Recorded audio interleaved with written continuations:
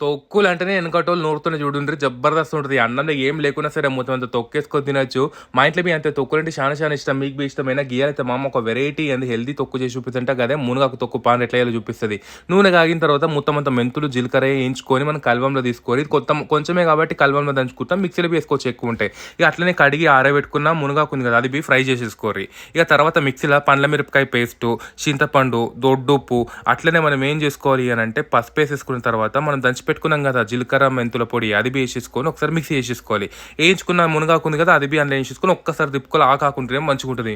నూనె కాగిన తర్వాత ఆవాలు, జీలకర్ర, కళ్యమాకు, మిరపకాయ గింజలు, ఎండుమిరపకాయలు, అల్లం వెల్లిగడ్డ జర్రంత ఎక్కువనే ఉండాలి. ఇట్లా మంచి గోలిది అనుకొని క్రిస్పీ ఉంటుంది. తర్వాత మొత్తం అంత ఇంగు వేసేసుకొని ఇది అందులో గొలుపుతో కూడా తీసేసుకోవాలన్నట్టు. ఇది నిలువనే ఉంటుంది. ఫ్రిడ్జ్లో పెట్టుకుంటే ఇంకా మంచిగా ఉంటుంది అన్నట్టు. అబ్బాబ్బా అన్నంలకైనా రొట్టెలకైనా చాలా మంచిగా ఉంటుంది. చూసడం మునగాకు ఎంత మంచిగా ఉందో. మీకు నచ్చిందా? మీరు ట్రై చేయరు.